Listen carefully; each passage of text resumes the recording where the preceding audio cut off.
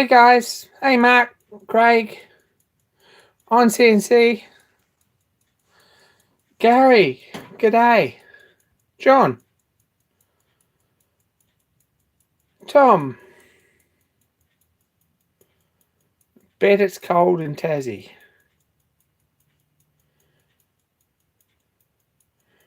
What's snow? 2 degrees Celsius, hey?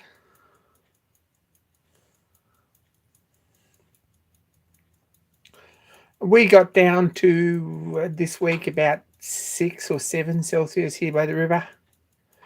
That's state of emergency here in Queensland, more or less. It's freezing cold. Not doing it real well, actually, but I guess we're probably spoiled. No frost, though. So, a little bit soft. No snow in Canberra yet. It's pretty tropical. We're a bit spoiled.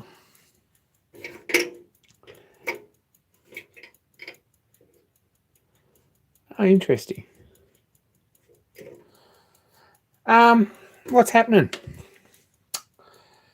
Gosh. Hey, David. Thanks for your help this week, David. Adam Carmichael, too. He's probably still at work. Big thanks. Oh, my gosh, Craig. Oh, my gosh. What have I been doing? This is... I don't know if anyone's even really interested in this. I'm sort of still dusting it off and cleaning it up. I might do a proper video on setting this up and calibrating it and servicing it. If anyone really wants to see. I don't know if anyone knows what this is. Hey, Matt. It's hydrometer. It's Japanese. It's out of a lab here somewhere. And it's probably, I guess, 1970s.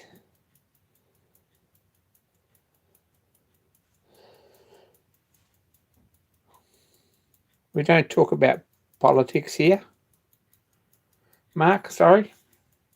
No politics. Yeah, it's a thermograph, hydrograph. Both of them, actually.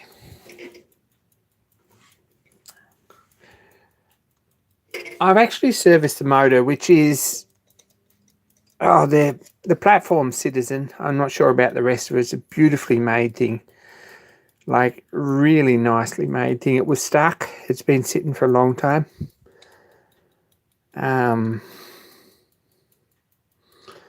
It's probably one of the nicer clockwork mechanisms I've worked on for a long time. Hi, Bob.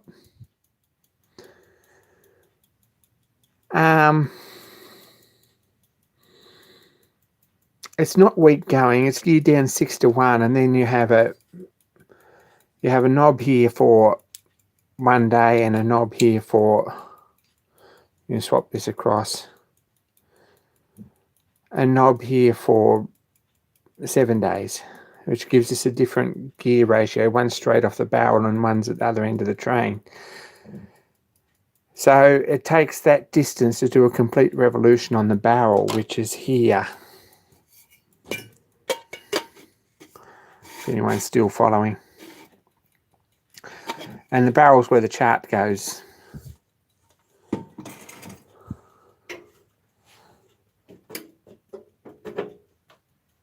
We'll have a look at it. It still needs a bit of a clean up and a fair bit of work, actually.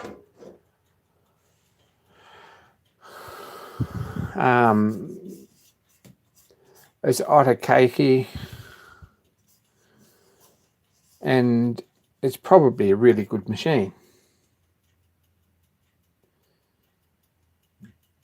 I deciphered the writing. I had a pretty good idea what it did, but it was just nice to get a actual learned opinion on that. This has pins. There's an adjustment here to lift them off the cylinder. And it has a catgut hydrometer and a proper thermometer in there somewhere, and all needs to be calibrated. I don't think you can get charts for this, so I'm probably just going to calibrate it up for graph paper, or see how we go anyway. But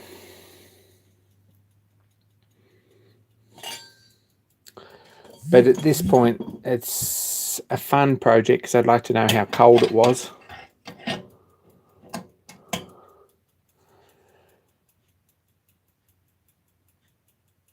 And I thought it might be fun to get it going, because it's old technology and something that I worked on years ago,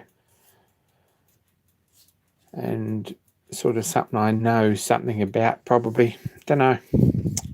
Anyway, I might do a proper video on that if anyone's interested. It's not a bad machine, and it's getting to the point that it's probably going to work. So anyway, that's what I've been playing around with today. It's called procrastinating, I think, but we're getting there. And it'd be fun to see what the temperature and humidity is here in the workshop. What else have I done?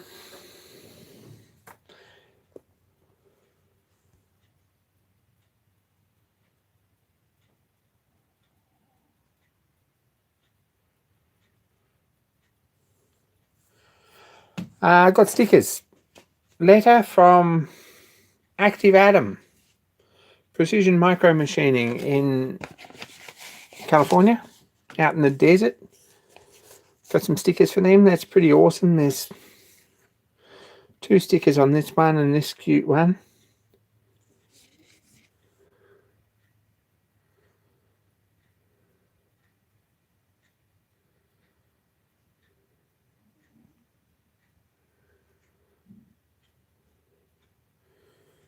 New sheets, David. You must be expecting some cold weather too.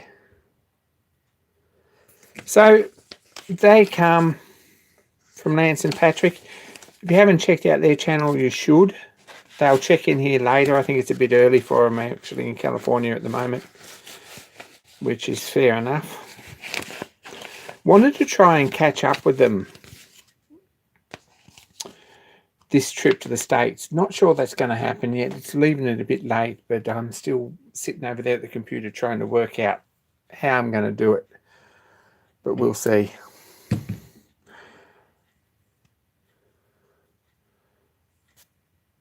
Anyway, still flogging a dead horse on this one. This we thought was finished. No, of course not. I printed this, which may or may not be of interest to some people. It is a 3D print, and the problem with 3D printers, and something you struggle to really fix, actually, something I struggle to fix, is that if we put something flat across the back there, we've got a buckle in there. I don't know why that is. I printed this on printed it on 4mm plate glass with a raft and support under here. So you would think that by the time it got up to this level, it'd be pretty nice and flat, but obviously not. It's flat on top here. This one's got about 2mm bend in it. I don't know why. Still working on that. But this here, the theory is going to go on where this gear goes. I think that's probably...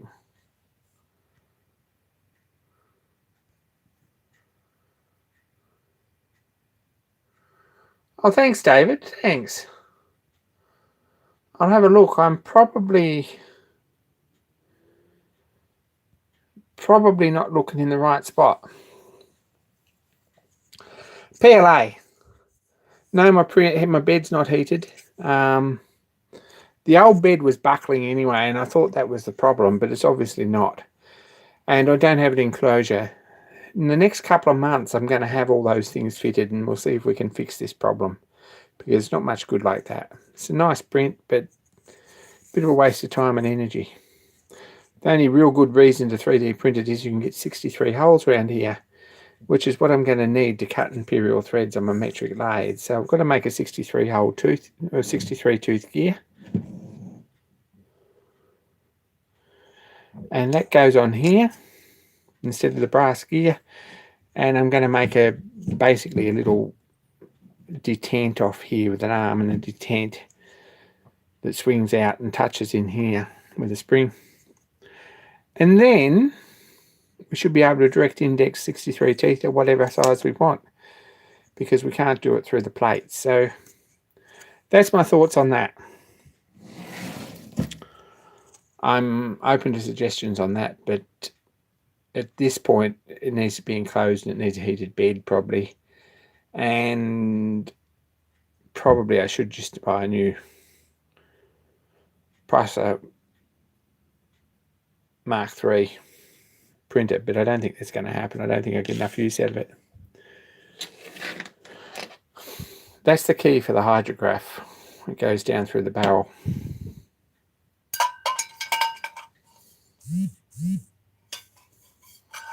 And it's got a little cover on there just to keep the dust out. So this is all probably going to come together reasonably well, I hope. I think there's a screw missing. There was a screw missing. I don't know whether to make one or to find one. I think it's probably metric 2mm. 2 by 0.35 I think is the standard. So I might have a die for that, so I might just have to make one of them up. They're a little flathead screw.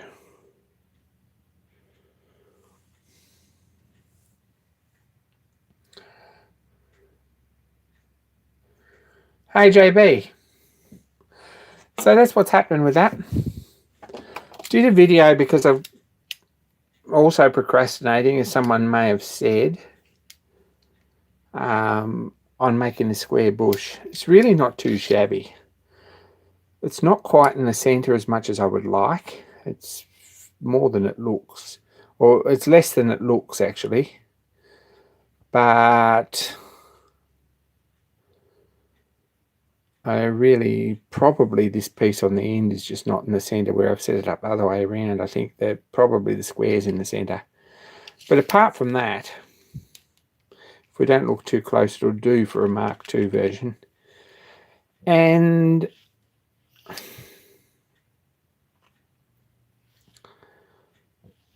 it still needs a screw in the end there to stop it falling out.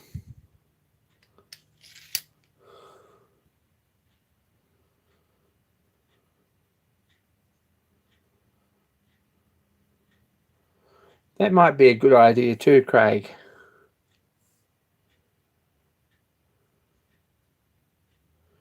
Hi, Stephen.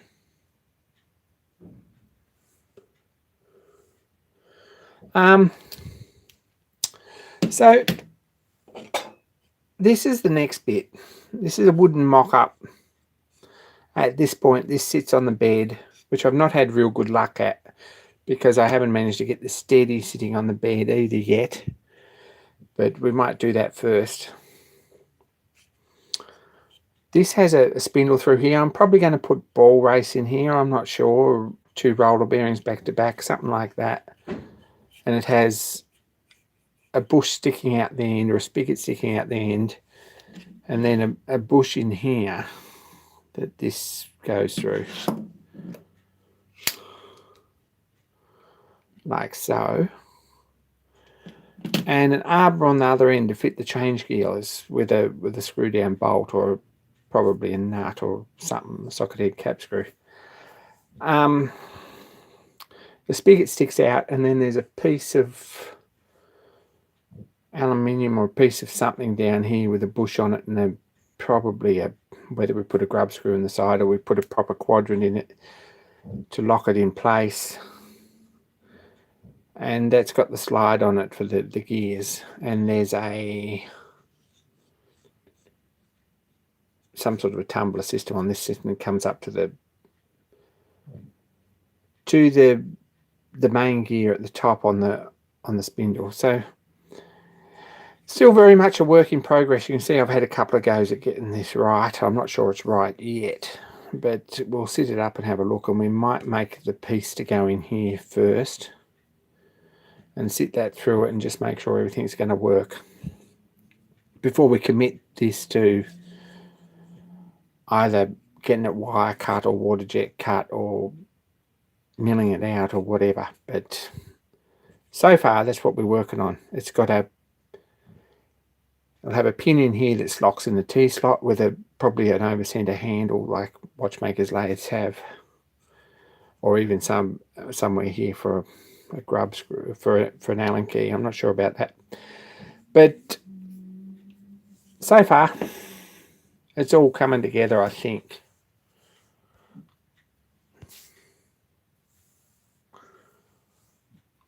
Very GHT. Thank you. I'm really pleased with it, but it's a work in progress, and there's lots of other things that we could do too.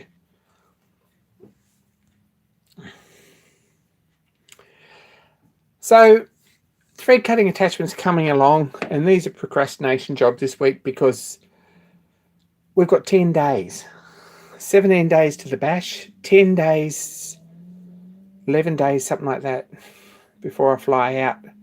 10 days till the competition ends. I just want to scream when I think of that. 10 days. And then I've got to be in the States on the 17th to fly out. So that's pretty crazy, and there's a lot of things to do. We have got some thank you gifts for people that we've been working on. I can't really, or I'm not going to show you those. There's stuff sitting up everywhere, and there's a pretty good chance that the people therefore are going to watch this video. So I'm not sort of going to put them up, but we're getting them done.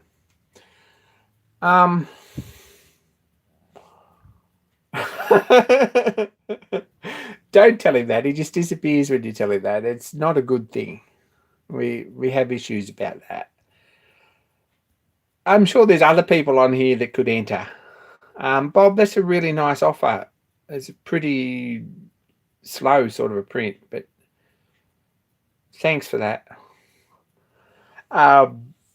We don't mind offending you, absolutely not. But look, there's no pressure, and the people who make the best things are usually the busiest people. That's the difficult thing about tool making, and that's why there's some cool prizes. So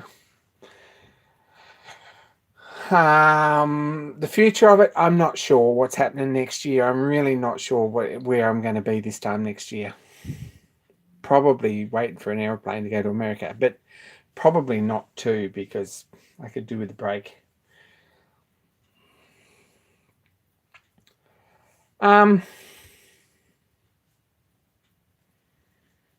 What else? About 20 places left at the bash anyway, apparently, as of this morning. There's probably not even that now. There's some unpaid invoices on the entry tickets, so there might be a few more free up. But if you're in California on the 22nd, you should be there, because it's pretty cool. Good swap meet, lots of cool people, lots of fun.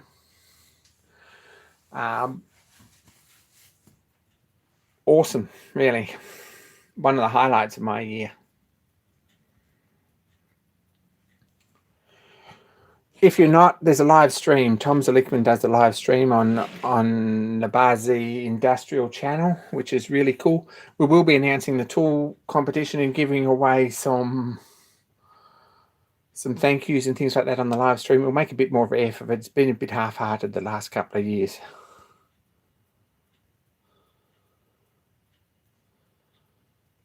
Hello, Max.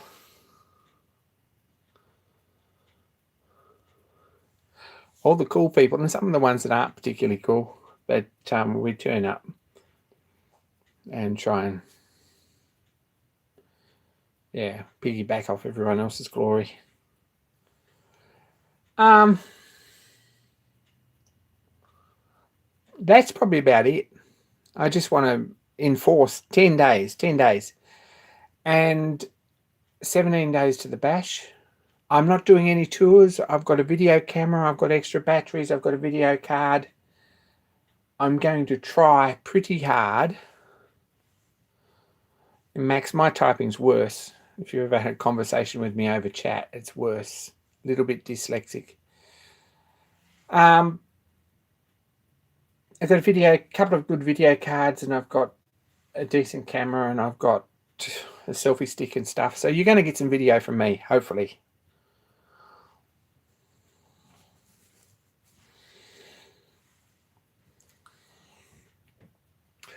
Not much else happening. Haven't started work on the tailstock for this. That's what it's sort of going to look like. It's not happened yet. Done a little bit more to my sign painters box. I've got a Barzy Summer Bash When Hell Freezes Over sign here to post tomorrow, which is pretty crazy. And that's what I'm doing, is packing that up. Anyway, that's the update. It's pretty awesome, really. There will be an update, I believe, very, very quickly for those on Patreon on the Stuart 400.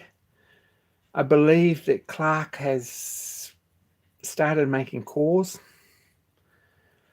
This weekend, I think we might see some castings. Hopefully they turn out. Apart from that, stand by, and thanks for your patience on videos and things like that. I've been a bit slow with some things. And we'll try to keep it up. So I'm going to call it a night. Thanks for watching. Thanks for liking. Hit the subscribe button, and more soon. Be kind to each other. And big thanks for all your support, guys and girls. I really, really appreciate it. Thank you. And Max, you've got no hope. Just so you know.